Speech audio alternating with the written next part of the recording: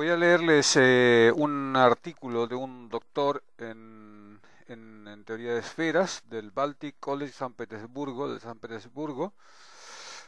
Eh, un libro que trata sobre la brujería, pero es una novela etnológica, pero que intenta reflejar el comportamiento y explicar en alguna medida qué ocurre con la transmisión de información no biológica. Para esto, el doctor me explicaba, incluso me autorizó a me cedió los derechos del libro.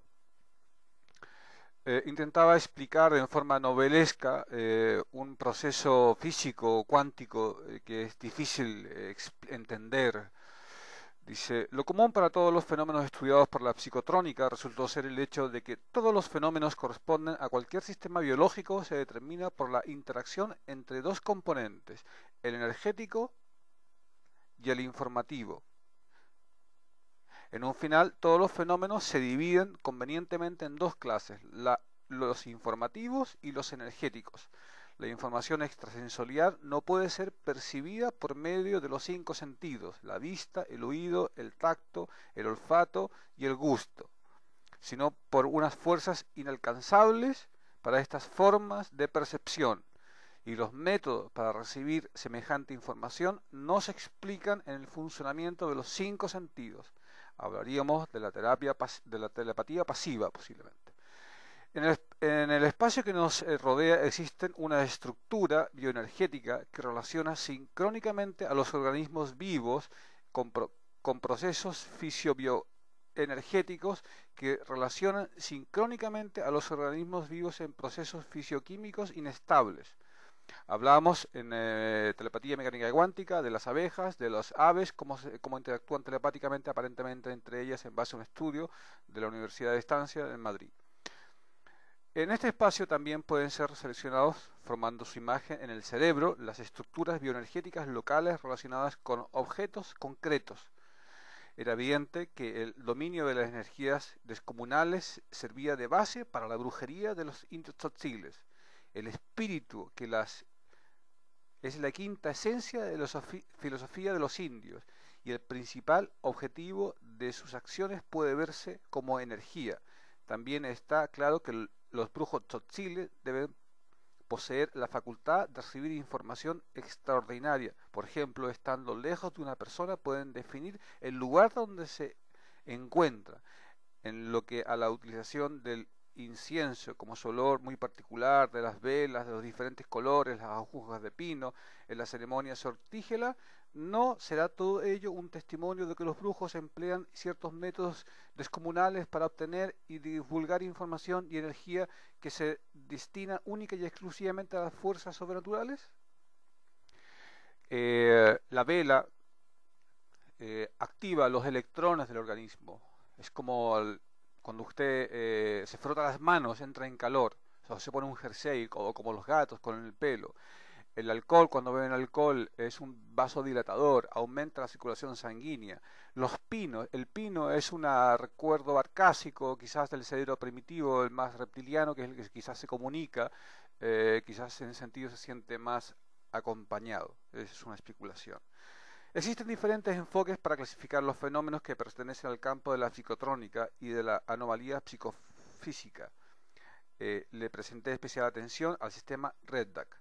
La brujería de los tzotziles y su variedad, el nahualismo, el animal compañero, puede inscribirse cómodamente dentro de tres grandes grupos de manifestaciones psicotrónicas. El primer grupo fueron incluidos los fenómenos de interacción a distancia entre organismos vivos, las abejas, por ejemplo, o las aves que son reptiles, fueron reptiles en el tiempo pasado.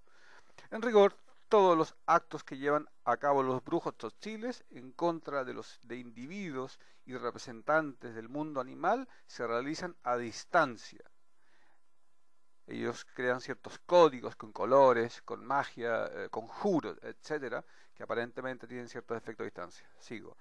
El segundo grupo pertenecen los fenómenos de interacción a distancia entre organismos vivos y materia inerte.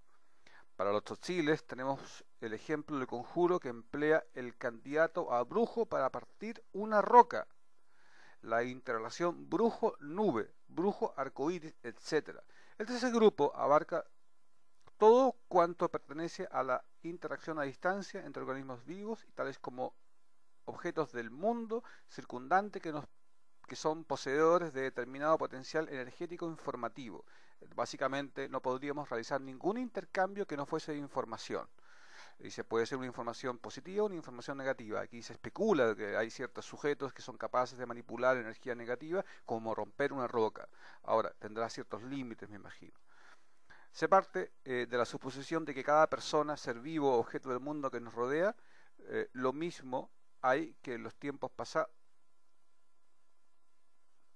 Se parte de la suposición de cada persona, ser vivo o objeto del mundo que nos rodea, lo mismo hoy que en los tiempos pasados posee su imagen informativa exterior.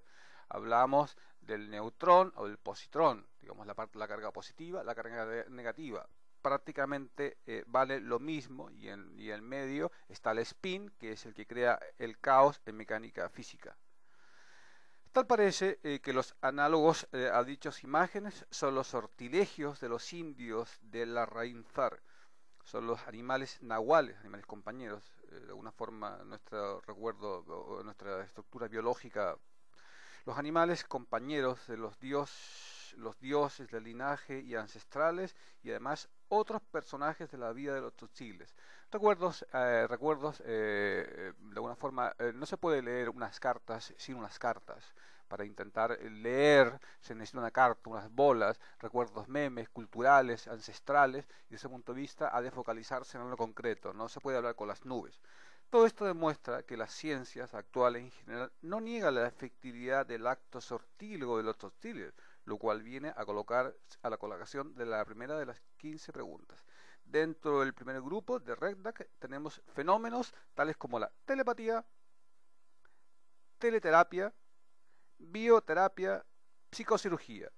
Está demostrado en la práctica que determinados individuos, inductores, saben transmitir sus pensamientos a influencia psíquica a grandes distancias y recibir pensamientos de otras personas, perceptores, y además ver a larga distancia los fenómenos de telepatía. Por consiguiente, se reconoce la posibilidad de que las acciones sortílegas extrasensoriales de los tzotziles fueran efectivas. El hecho de haber sido demostrada la posibilidad de la telediagnosis, además de sugestionarle al paciente los medios y métodos para curar su enfermedad a distancia, teleterapia, podemos verlo prácticamente como una demostración de que el arma fundamental de los brujos tzotziles inductores, es decir, el daño causado a distancia a la salud de su enemigo perceptor, que puede originarle hasta la muerte, opera con efectividad. Esto es un estudio científico. Yo tuve la ocasión de conversar personalmente con el doctor en Buenos Aires y aunque no es académico desde el punto de vista hacia el marco clásico de un biólogo, de un neurólogo, de un psicólogo, es una investigación que aparece en la revista Aconcagua, que es un proyecto de un centro de estudios que actuaba en la Unión Soviética. Es rescatable como marco teórico para ir complementando la información, pero de alguna forma sujetar la realidad o la posibilidad cuántica de la transmisión de información no biológica en el sentido positivo.